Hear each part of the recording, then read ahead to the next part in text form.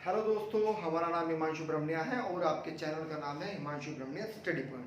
तो जैसे आपको पता है कि गीतांजलि क्लासेस पर आपको कॉन्स्टिट्यूशन और पॉलिटी दोनों के लेक्चर मिल रहे हैं, है ना। यदि आप हमारे से जुड़ना चाहते हैं तो आपको गीतांजलि एप्लीकेशन डाउनलोड करना होगा और जितने भी विद्यार्थी कक्षा ले रहे हैं वो भी उनकी संज्ञान में जितने भी विद्यार्थी हों उनको वो लिंक को शेयर करें कि ज़्यादा से ज़्यादा बच्चे जुड़ सकें। ठीक है, क्यों? क्योंकि ज़्यादा से ज़्यादा बच्चे जब जुड़ेंगे आपके बैच में तो होगा क्या कि अगर आपके बैच में 50 बच्चे हैं या 100 बच्चे हैं, अगर 50 बच्चे हैं तो 50 प्रश्न होते हैं, अगर 100 बच्चे हैं तो 100 प्रश्न होते हैं। अब आप समझिएगा कि प्रश्नों की प्रवृत्ति किस प्रकार से लेनी है या नहीं करनी है वो आपके हाथ में है। ठीक है ना। तो जैसे कि हमने पिछली वीडियो में पूरा संवैधानिक विकास को पढ़ लिया है ना। 1935 का अधिनियम हमने पढ़ा था। तो आज हम प्रेम्बल से स्टार्ट करेंगे, अर्थात उद्देशिका स्टार्ट करेंगे। उद्देशिका को ही क्या कहा जाता है? प्रस्तावना कहा जाता है और मसौदा कहा जाता है। इन शब्दावलियों पर ध्यान दीजिएगा। उद्देशिका को ही क्या कहा जाता है? उद्देशिका को ही प्रस्तावना या फिर मसौदा कहा जाता है। क्लियर है पॉइंट? आ रही है बात समझ में? तो देखिएगा, पहला ही पॉइंट हमने क्या डाला है? आवश्यकता। आप भी हेडिंग बना लीजिएगा कि आवश्यकता। आप हेडिंग बनाइएगा आवश्यकता कि उद्देश्य की आवश्यकता क्यों पड़ी, है ना। देखिएगा, समझिएगा, हमारा जो संविधान है वह विश्व का सबसे बड़ा लिखित संविधान है। क्लियर है पॉइंट? बात समझ में आ रही है? तो आवश्यकता क्यों पड़ी? किसकी? प्रस्तावना की। प्रस्तावना वास्तव में देखिएगा, जब मूल संविधान बन गया था तो मूल संविधान बनने के बाद में जो प्रस्तावना है उसको बाद में बनाया गया और जोड़ा गया। यानी कि पहले प्रस्तावना पहले क्या हुआ? संविधान बन गया, उसके बाद में क्या हुआ? प्रस्तावना को बाद में बनाया गया, है ना, और बाद में इसको जोड़ा गया। बात समझ में आ रही है? बाद में क्या किया गया? इसको जोड़ा गया। समझिएगा अंतर को। हम बोल रहे हैं कि प्रस्तावना बाद में जोड़ा गया, ये शब्दावली है, ध्यान रखिएगा। तो आवश्यकता क्यों पड़ती है? देखिए, कोई भी अधिनियम होता है, बिल्कुल ध्यान से सुनना है, कोई भी अधिनियम होता है तो उस अधिनियम के क्या उद्देश्य होते हैं, है ना, क्या उद्देश्य है, क्या आदर्श हैं, तो उनकी सबकी जानकारी किसमें रहती है? वह प्रस्तावना में रहती है। किसमें रहती है? प्रस्तावना में रहती है। कोई भी अधिनियम है, उसका क्या उद्देश्य है, तो उसकी जानकारी किससे मिलती है? हमें उसके प्रस्तावना से मिलती है। आ रही है बात समझ में? तो इसीलिए प्रस्तावना की हमको आवश्यकता पड़ी, क्योंकि प्रस्तावना क्या है? वास्तव में प्रस्तावना संक्षिप्त परिचय होता है। क्या होता है? संक्षिप्त परिचय होता है, यानी कि वह लिखित दस्तावेज जिसकी महत्वपूर्ण बातें किसमें समाहित होती हैं? प्रस्तावना में समाहित होती हैं। किसमें समाहित होती हैं? प्रस्तावना में समाहित होती है। इसलिए प्रस्तावना की हमको आवश्यकता पड़ी। Clear point? यानी कि कोई भी दस्तावेज है, कोई भी दस्तावेज है, उस दस्तावेज का जो संक्षिप्त परिचय होता है, उसके महत्वपूर्ण बातें होती हैं, वही क्या कहलाता है? वास्तव में वही उसका प्रस्तावना कहलाता है। तो इसीलिए पूरे संविधान के जो मुख्य बिंदु हैं, ठीक है, जो उसका उद्देश्य है वह किसमें है? वह प्रस्तावना में है। जो भी शब्दावली हम बोल रहे हैं आपको लिखना है, एक एक पॉइंट लिखना है आपको, ठीक है, क्योंकि तथ्यात्मक चीजें यही होती हैं, आपसे पूछा जाएगा ऐसे ही, समझ विकसित होनी जरूरी है। ठीक है, आ रही है बात समझ में? अब प्रश्न ये भी बनता है प्रस्तावना की आवश्यकता में ही कि इसको परिचय पत्र संज्ञा किसने दी? परिचय पत्र संज्ञा किसने दी? अर्थात अगर हम इंग्लिश में कहें, आई कार्ड ऑफ इंडियन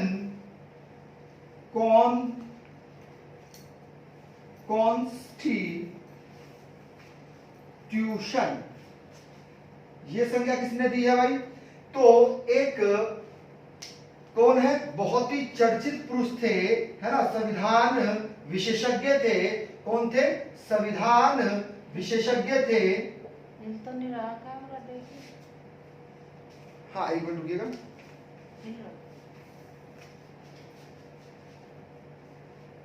हाँ तो संविधान विशेषज्ञ थे,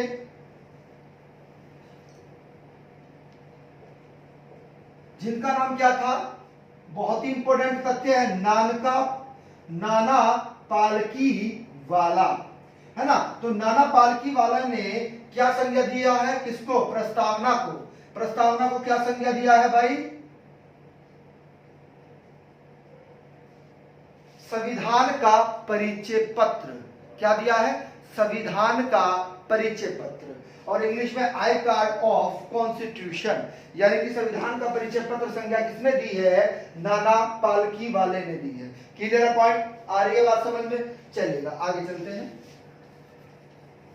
तो आवश्यकता पता लग गया, क्योंकि इसमें महत्वपूर्ण बातें होती हैं, जो भी उस दस्तावेज, लिखित दस्तावेज की क्या होती हैं, महत्वपूर्ण बातें होती हैं, उसका उद्देश्य होता है, वही किसमें समाहित होता है, वही प्रस्तावना में समाहित होता है। अगला ही कंसेप्ट देखिएगा, इसी तथ्यों को एक न्यायाधीश थे हमारे, ठीक है, जिनका नाम क्या था, श्री सुब्बा राव, नाम याद रखिएगा, श्री सुब्बा राव। उन्होंने क्या कहा कि उद्देशिका किसी के मुख्य आदर्शों व आकांक्षाओं का उल्लेख करती है ना। और किस वाद में कहा था ये, तो गोकुल नाथ बनाम स्टेट ऑफ पंजाब, ठीक है, कब कहा था, 1967 का ये वाद था। कौन सा था, 1967 का ये वाद था, जिसमें इन्होंने ये चीज कही थी। क्या कही थी कि उद्देशिका अर्थात मसौदा यानी कि प्रस्तावना किसी के मुख्य आदर्शों व आकांक्षाओं का उल्लेख करती है, यानी कि उसके मुख्य उद्देश्य क्या है, उसके कर्तव्य क्या है ना, उसके अधिकार क्या है ना, इन सब चीजों का प्रावधान किसमें होता है, प्रस्तावना में होता है। क्लियर है पॉइंट, चलेगा। अब हम अगर बात करें कि प्रस्तावना का महत्व, हेडिंग डाल लीजिएगा, प्रस्तावना का महत्व, इसको समझिएगा। प्रस्तावना के महत्व में एक सेंटेंस लिखा हुआ है, क्या, हम भारत के लोग, इसका मतलब समझते हैं, ये शब्द क्यों लिखा हुआ है, तथ्यात्मक प्रश्न है, हम भारत के लोग। देखिएगा, कहने का तात्पर्य यह है कि, बिल्कुल ध्यान सुनना है, कि भारत के लोग जो हैं वही संविधान का निर्माण कर रहे हैं, और संविधान का निर्माण जब वही कर रहे हैं, यानी कि अपने लिए, अपने ऊपर होने वाले संविधान का निर्माण हम कर रहे हैं, है ना। बिल्कुल ध्यान समझिएगा कि निर्माण, जो संविधान का निर्माण है, वह कौन कर रहा है, भारत के लोगों ने किया है, और भारत के लिए किया है ना। बिल्कुल समझिएगा, भारत के लोगों ने किया है, भारत के लिए किया है, और भारत के लोगों के लिए किया है। क्लियर पॉइंट, आ रही है बात समझ में। जो अंतिम संप्रभुता शक्ति है वह भारत के लोगों में निवास करती है। It is the most important fact. जो अंतिम प्रभु सत्ता है वह किस में निहित है, यानी कि भारत की जनता से ऊपर कोई नहीं है, भारत की जनता से ऊपर कोई नहीं है, यानी कि जो संविधान बना है वह किसके लिए बना है, भारत के लोगों के लिए बना है, भारत के ऊपर शासित होने वाले लोगों के लिए बना है। क्लियर है पॉइंट, यानी कि अंतिम प्रभु सत्ता, इसको समझिएगा, इस शब्दावली का बहुत इंपॉर्टेंट रोल है, समझिएगा। अंतिम प्रभु शक्ति का मतलब यह है कि जो भी शक्ति निहित है वो भारत के लोगों में निवास करती है। किसमें, भारत के लोगों में निवास करती है। ठीक है, क्लियर है पॉइंट। अब एक चीज और लिखिएगा, पूछा जाता है कि वह देश कौन सा है जिसने सबसे पहले अपने संविधान में प्रस्तावना को रखा, तो आपका आंसर क्या होगा, अमेरिका। अमेरिका ही एक पहला ऐसा देश था जिसने अपने कॉन्स्टिट्यूशन अर्थात संविधान में किसको स्थान दिया, प्रस्तावना को स्थान दिया। दूसरा ही फैक्ट पूछा जाता है कि प्रस्तावना, अब आपसे प्रश्न घुमाकर देखिएगा कैसे पूछा जाएगा, लैंग्वेज पर ध्यान दीजिएगा। हमने अर्थात भारत ने किससे प्रभावित होकर प्रस्तावना को संविधान में स्थान दिया, प्रश्न को समझिएगा, किससे प्रभावित होकर भारत के संविधान में प्रस्तावना को स्थान दिया गया? तो आपका आंसर क्या होगा? अमेरिका।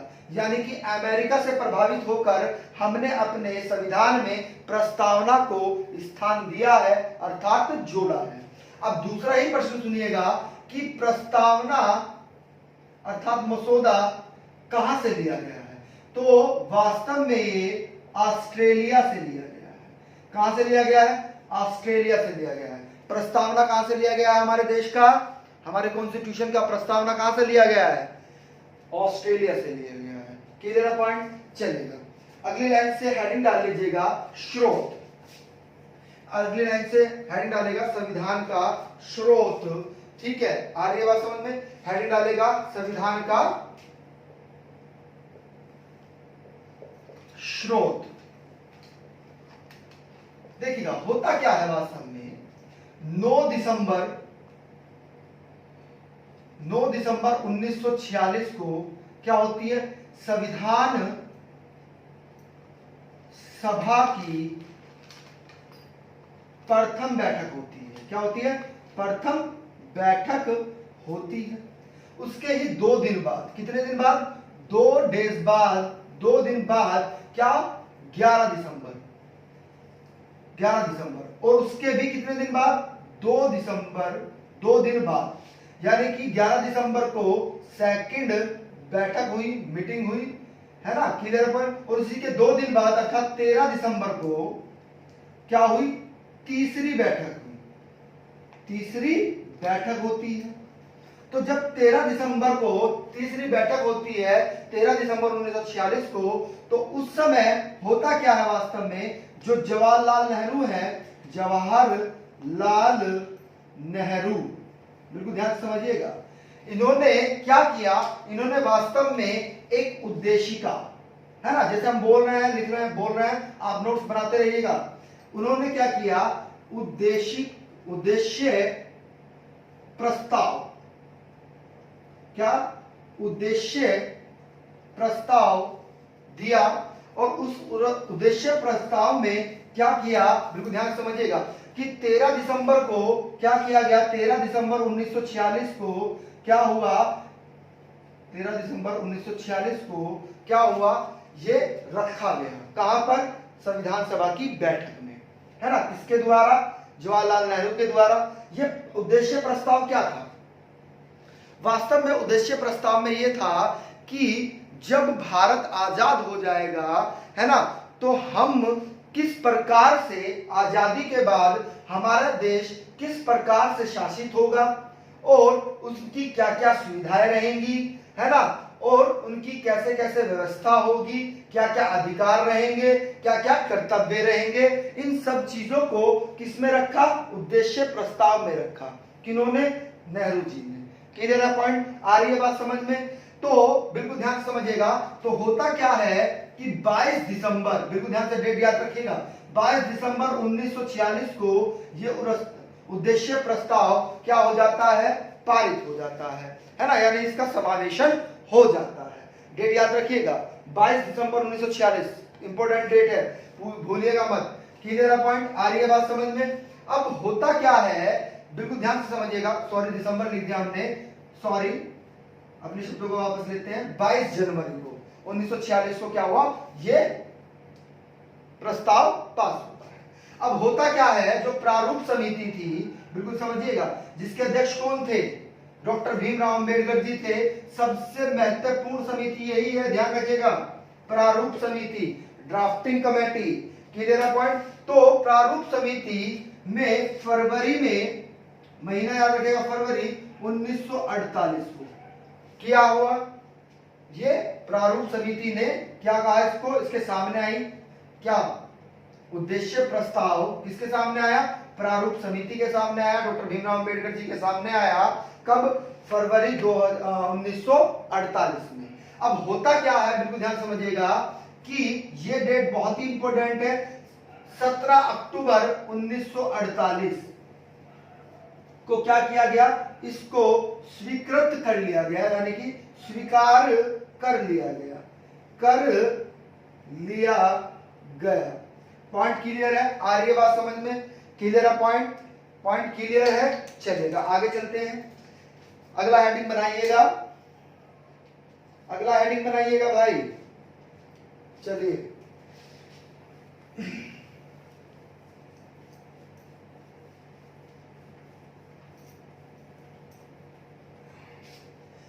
अगला हेडिंग बनाइएगा राज्य का स्वरूप। क्या बनाइएगा? राज्य का स्वरूप। ठीक है, चलेगा। इससे पहले एक चीज समझिएगा, अभी रुकिएगा, एक चीज समझिएगा। यहां पर वास्तव में क्या क्या कहा क्या गया प्रस्तावना में? प्रस्तावना में न्याय की बात की गई। किसकी बात की गई? न्याय की बात की गई। और कितने न्याय की बात की गई इसको समझिएगा। अगर प्रश्न आपसे बने कि प्रस्तावना किनके विचारों से प्रभावित है, तो आपका आंसर क्या होगा? किसने रखा था प्रस्ताव, उद्देश्य प्रस्ताव? जवाहरलाल नेहरू जी ने। तो जो प्रस्तावना है वह किससे प्रभावित है? जवाहरलाल नेहरू जी से प्रभावित है। क्लियर है पॉइंट? तो न्याय, तीन प्रकार के न्याय की बात की गई है प्रस्तावना में ही। कैसे? सामाजिक न्याय की बात की गई है, आर्थिक न्याय की बात की गई है और राजनीतिक न्याय की बात की गई है। यानी कि तीन न्याय की यहां पर बात की गई है। अगर हम बात करें कि स्वतंत्रता, तो वास्तव में 5 प्रकार की स्वतंत्रता की बात की गई है। किन किन की? बिल्कुल ध्यान समझिएगा। विचार की स्वतंत्रता, अभिव्यक्ति की स्वतंत्रता, किसकी? अभिव्यक्ति की स्वतंत्रता, विश्वास की स्वतंत्रता और धर्म की स्वतंत्रता और उपासना की स्वतंत्रता। ये 5 स्वतंत्रता की भी बात किसमें की गई है? प्रस्तावना में ही की गई है। अगर हम बात करें अब क्षमता की, समानता की बात करें, तो 2 समानताओं की बात की गई है इसमें। किस किस की? प्रतिष्ठा, प्रतिष्ठा और अवसर, दोनों में क्या होनी चाहिए? समानता होनी चाहिए। दोनों में क्या होनी चाहिए? समानता होनी चाहिए। वास्तव में होता क्या है कि 26 नवंबर 1949, डेट याद रखिएगा, 26 नवंबर 1949 को जब अंतिम बैठक की गई संविधान सभा की, तो उसमें क्या कहा गया? ध्यान से समझिएगा कि देश की गरिमा, लिखना है, देश की गरिमा और राष्ट्र की एकता, राष्ट्र की एकता व अखंडता। अंतर अभी बताएंगे, इन शब्दावलियों से प्रश्न आते हैं, है ना। अखंडता होता क्या है? तो क्या? देश की गरिमा और राष्ट्र की एकता व अखंडता सुनिश्चित करने वाली, बिल्कुल ध्यान समझिए, करने वाली बंधुता बढ़ाने के लिए दृढ़, क्या?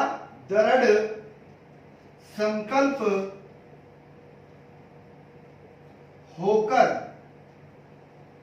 अपनी इस संविधान सभा में आज, क्योंकि इस डेट का उल्लेख है भाई, ध्यान रखिएगा, यह डेट बहुत ही इंपॉर्टेंट है। आज दिनांक क्या भाई? 26 नवंबर 1949। हिंदी में भी दिया जाता है, हिंदी में भी लिख लीजिएगा। हिंदी में इसको क्या बोलते हैं? मिति मार्ग शीर्ष शुक्ल संवती सप्तमी संवत 2006 ये डेट है भाई, ध्यान रखिएगा आप। हिंदी में भी कभी कभी प्रश्न बन जाता है ना। और रोमन कैलेंडर के अनुसार ये दिनांक है जो संविधान में लिखी हुई है। ठीक है, तो आज दिनांक क्या भाई? 26 नवंबर 1946 को क्या होगा भाई? बिल्कुल ध्यान से समझिएगा, बिल्कुल ध्यान से समझना है ना। अंगीकृत अधिनियमित आत्म समर्पित करते हैं। यानी कि हम अपने आप को क्या करते हैं, बिल्कुल ध्यान से समझिएगा, आज दिनांक हम इसको अंगीकृत करते हैं, अधिनियमित करते हैं और आत्मसमर्पित करते हैं। इन शब्दों का भी उसमें उल्लेख किया गया है। अंगीकृत का मतलब क्या होता है, किसी को कोई चीज है उसको क्या कर दिया गया है, उसको उसमें किसी विषय में स्थान दे दिया गया तो वो क्या कहलाएगा, अंगीकृत करना। अधिनियमित क्या होगा कि नियमित रूप से क्या कर दिया, उसको रख दिया है। ठीक है। आज समर्पित क्या होगा, यानी कि अपने आप उसके लिए क्या कर दिया है, समर्पित कर दिया है। क्लियर, किसके लिए, संविधान के लिए। किसके लिए, संविधान के लिए। अब हेडिंग बना लीजिएगा, चलिए उसको रफ कर रहे हैं। हेडिंग बना लीजिएगा राज्य का स्वरूप, कि राज्य का स्वरूप कैसा होगा, ये सब चीजें भी प्रस्तावना में ही हैं, तो यहां पर लिखिएगा राज्य के स्वरूप में, बहुत ही इंपॉर्टेंट है। ठीक है, चलिए, तो राज्य के स्वरूप में इन शब्दों का प्रयोग किया गया है, पूर्ण, संपूर्ण, प्रभुत्व संपन्न। हेडिंग बना लीजिएगा संपूर्ण प्रभुत्व संपन्न। क्लियर पॉइंट, इसका अर्थ क्या होता है, ठीक है, हम बोल रहे हैं, आप लिखिएगा। देखिएगा, संपूर्ण प्रभुत्व, लेक्चर ज्यादा लंबा हो जाएगा अगर हम लिखेंगे, तो हम जैसे बोल रहे हैं उसको समझिएगा। संपूर्ण प्रभुत्व संपन्न का मतलब ये होता है कि वास्तव में भारत जो है वह संपूर्ण प्रभुत्व संपन्न है। अर्थात कहने का तात्पर्य यह है कि वह किसी के दबाव में आकर कोई निर्णय नहीं लेगा। जो भी उसको कार्य करना है, जो उसके उद्देश्य हैं, ठीक है, जो उसके विचार हैं, उन सब चीजों के लिए वह स्वतंत्र है। किसी के प्रेशर में आकर वह कोई कार्य नहीं करेगा। पॉइंट क्लियर है, बात समझ में आ रही है। इसका अर्थ क्या होता है, संपूर्ण प्रभु संपन्न, यानी कि वह अपने आप में संपन्न है, अपने आप में वह सभी कार्य कर सकता है, निर्णय लेने में क्या है, समृद्ध है, वह किसी के दबाव में आकर कोई भी निर्णय नहीं लेगा। Point is clear. ठीक है, अगला हेडिंग डालेगा Samajwadi. It is the most important, Samajwadi.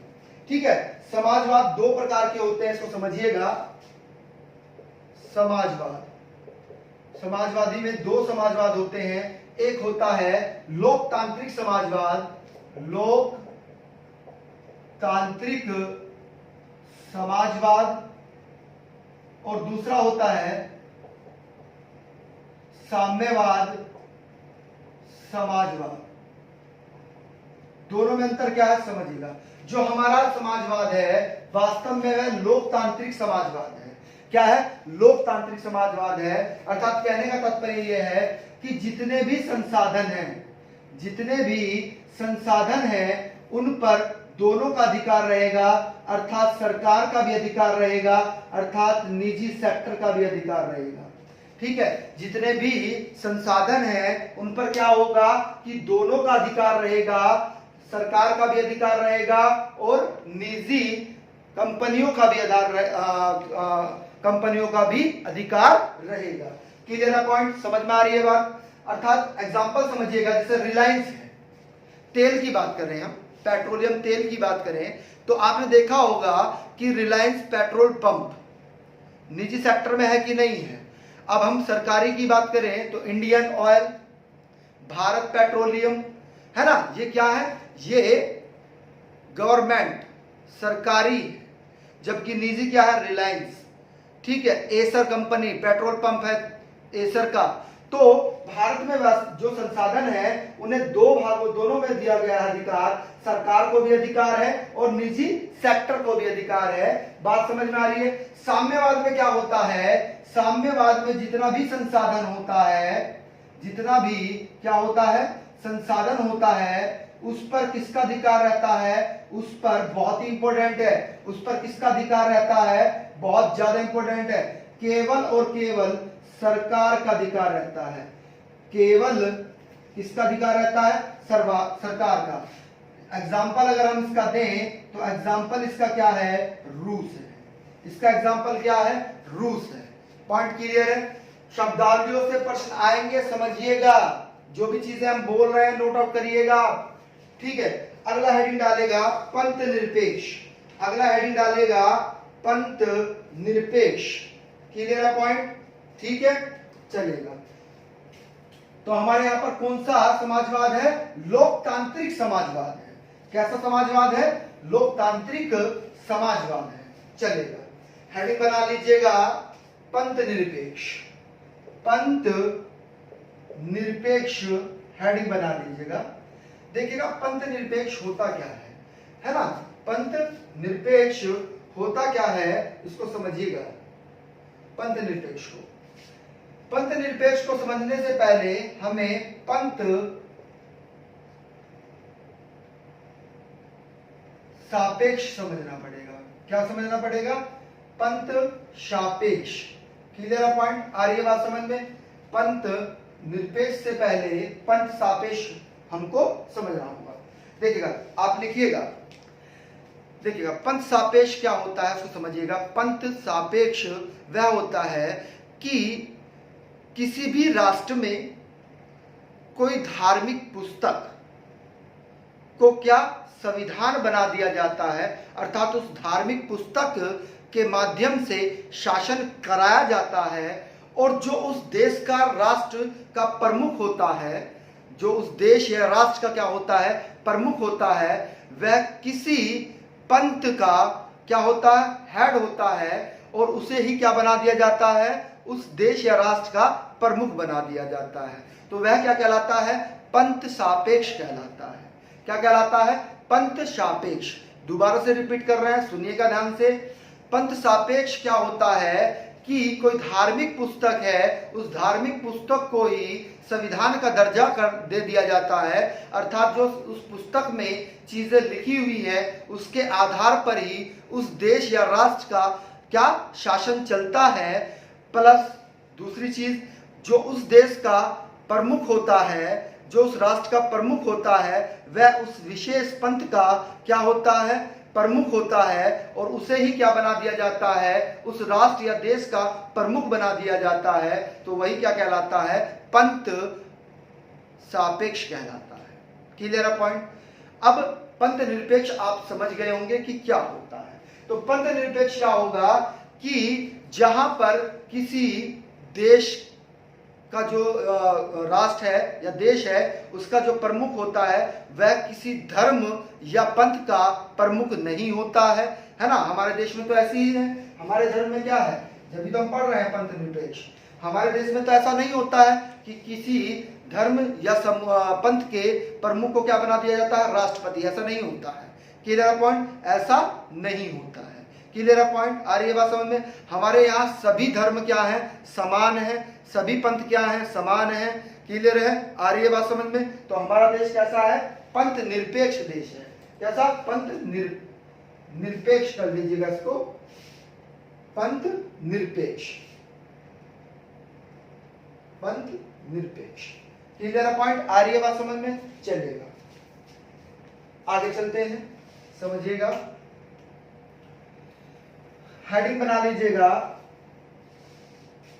बहुत ही इंपॉर्टेंट है, क्योंकि हमारे देश में क्या होता है? सभी धर्मों का सम्मान होता है। तो हमारा देश कैसा है? पंथ निरपेक्ष है, लोकतांत्रिक। हेडिंग डाल लीजिएगा लोकतांत्रिक। ये शब्दावलियां बहुत इंपॉर्टेंट है भाई, ये पूछी जाती हैं। ये शब्दावलियां बहुत इंपॉर्टेंट हैं, परीक्षाओं में यहां से प्रश्न बनता है। लोकतांत्रिक क्या होता है उसको समझिएगा बिल्कुल ध्यान से। लोकतांत्रिक दो प्रकार के होते हैं, एक होता है प्रत्यक्ष और एक होता है अप्रत्यक्ष। क्या होता है? अप्रत्यक्ष। ठीक है, आ रही है बात समझ में? यानी कि जो देश का प्रमुख होता है, जो देश का प्रमुख होता है, अगर आप उसे सीधे, यानी कि जो जनता जो है वो सीधे रूप से उस पद के लिए वोट करे तो वह क्या कहलाता है? प्रत्यक्ष लोकतांत्रिक कहलाता है। जबकि हमारे यहाँ क्या होता है? हमारे यहाँ राष्ट्रपति का चुनाव कैसे होता है? अप्रत्यक्ष होता है। क्या होता है? अप्रत्यक्ष होता है। यानी कि हम जो वोट डालते हैं वो मेंबर ऑफ पार्लियामेंट अर्थात एमपी के लिए वोट डालते हैं, और वह एमपी क्या करते हैं? वो एमपी क्या करते हैं? वो एमपी राष्ट्रपति का चुनाव करते हैं। विधायक हम क्या करते हैं? विधायक को चुनते हैं प्रत्यक्ष रूप से, लेकिन वो विधायक क्या करते हैं, वो विधायक राष्ट्रपति को चुनते हैं, उनके लिए वोट डालते हैं। यानी कि आपके उत्तरदायी कौन है, एमपी, और एमपी के उत्तरदायी कौन होंगे, राष्ट्रपति। क्लियर है पॉइंट। प्रत्यक्ष, इसका एग्जांपल लिख लीजिएगा, स्विट्जरलैंड। स्विट्जरलैंड में क्या होता है, यानी कि वहां पर राष्ट्रपति पद के लिए प्रत्यक्ष चुनाव होता है।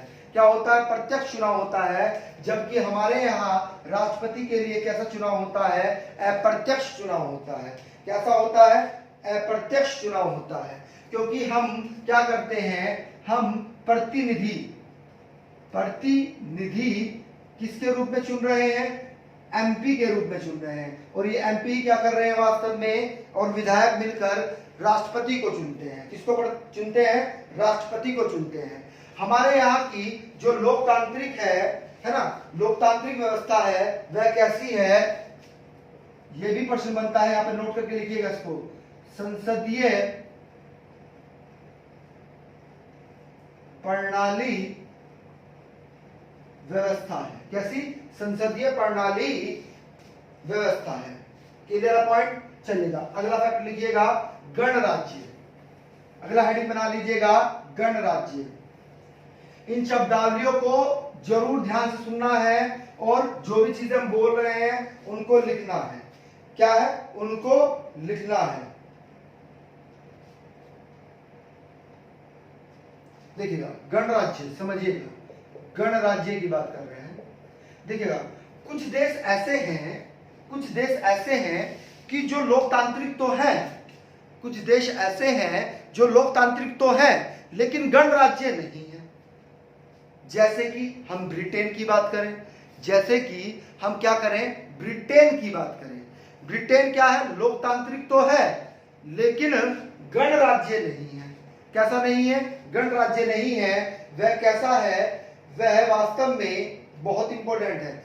जैसे कि ब्रिटेन की बात करें, हम ऑस्ट्रेलिया की बात करें, है ना, तो ऑस्ट्रेलिया और ब्रिटेन क्या है, वो लोकतांत्रिक तो है, लेकिन गणराज्य नहीं है। गणराज्य का अर्थ क्या होता है, यानी कि जो राष्ट्र का प्रमुख होता है, राष्ट्र का जो प्रमुख होता है, ठीक है, जो राष्ट्र का प्रमुख होता है, उसका चुनाव कौन करता है भाई, उसका चुनाव अगर सीधे रूप में कौन कर रहा है, जनता कर रही है।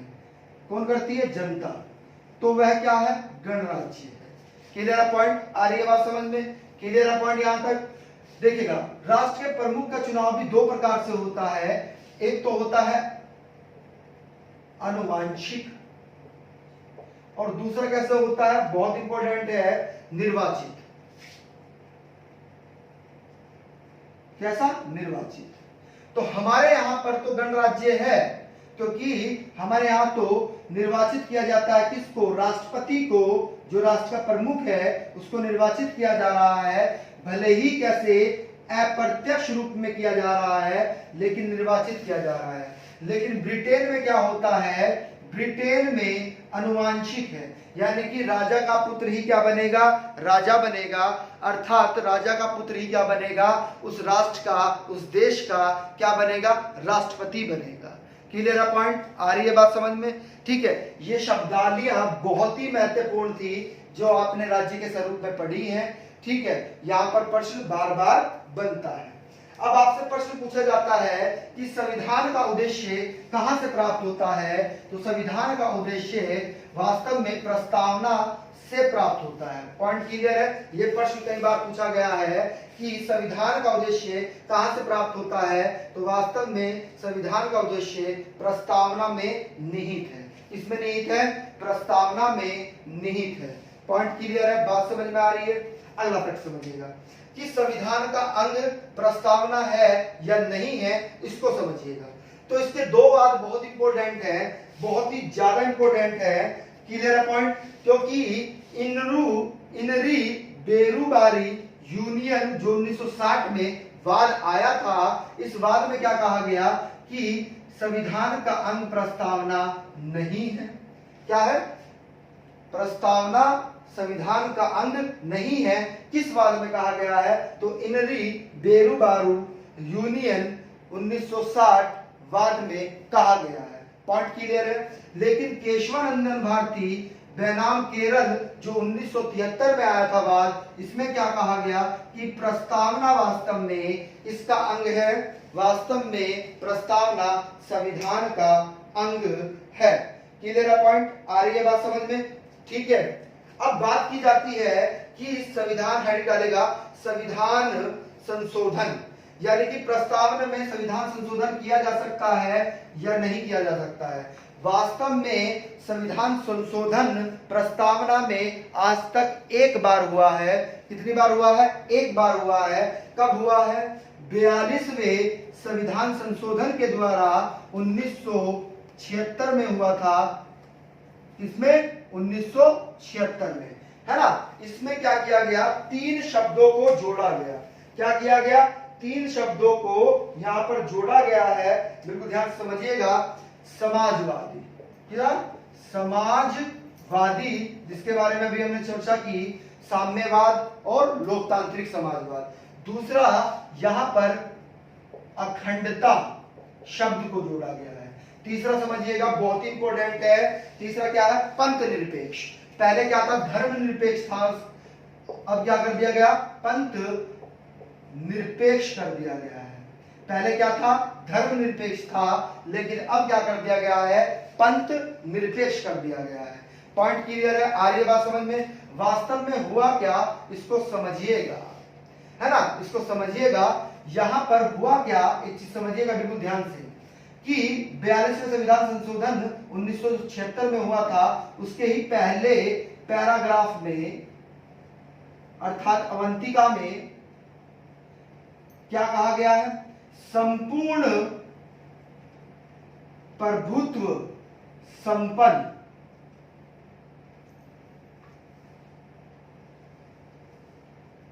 संपूर्ण प्रभुत्व संपन्न शब्द जो है उसे वास्तव में क्या किया गया? बिल्कुल ध्यान समझिएगा, बहुत डीपली चीज बता रहे हैं। 1949 में राष्ट्रमंडल की सदस्यता धारण की थी। किसके कारण? किसके कारण?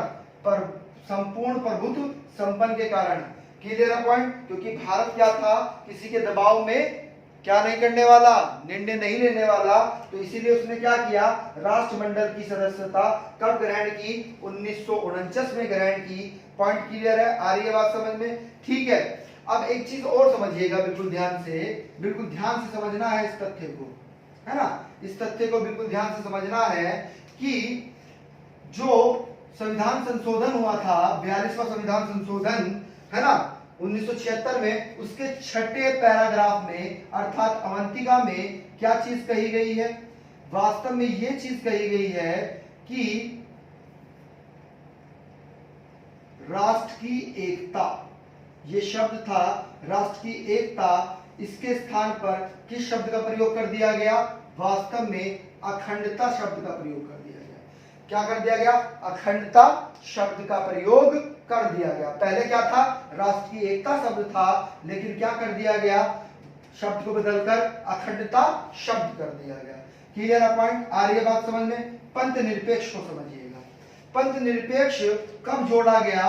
बिल्कुल ध्यान से समझिएगा, बिल्कुल ध्यान से समझना है। एक वाद आया था अरुण राय बनाम भारत संघ, है ना। इसमें क्या किया गया? वास्तव में 25 से लेकर 30 जो भाग 4A, जो भाग 4A है, किस नाम से जाना जाता है? मूल कर्तव्य के नाम से जाना जाता है। उसी में ही वास्तव में पंथ निरपेक्ष शब्द जोड़ दिया गया। क्या जोड़ दिया गया? पंथ निरपेक्ष शब्द जोड़ दिया गया। क्लियर है पॉइंट? आ रही है बात समझ में? समाजवाद की भी बात करने अगर हम थोड़ी सी, तो समाजवाद में देखेगा DS नकारा, ये अलग से भी हम पढ़ाएंगे जब आपको बात पढ़ाएंगे, बनाम भारत संघ। इस संघ के माध्यम से क्या किया गया? समाजवाद शब्द को जोड़ा गया। Clear point? आ रही है बात समझ में? ये कुछ वाद थे जो आपसे परीक्षाओं में बार बार पूछे जाते हैं। अगर लेक्चर अच्छा लगा हो तो इसे लाइक करिएगा, और भैया ज्यादा से ज्यादा क्या किया करें आप? कि कमेंट किया करें। जो भी चीज़ समझ में नहीं आती है तो कमेंट कर दिया करें, है ना। उसका देखिए कमेंट में जो होता है ना, कमेंट में हमेशा बुद्धिजीवी मिलते हैं। कमेंट वही करते हैं जो पढ़ते हैं, है ना। अब ये नहीं कि आप सभी करने लगे, है ना। जो समझ में नहीं आता है तो आप कमेंट करके बताइएगा, या कोई सुझाव होता है तो कमेंट करके आप बताइएगा, ठीक है। और जिसने हमारे चैनल को सब्सक्राइब नहीं किया है तो हमारे चैनल को सब्सक्राइब कर ले और बेल आइकन ऑन कर ले, ठीक है। और शेयर करना ना भूलिएगा, ठीक है। कमेंट और लाइक से हमें पता लगेगा कि आपको वीडियो कैसा लगा, ठीक है। तो हमें बताइएगा। Thank you.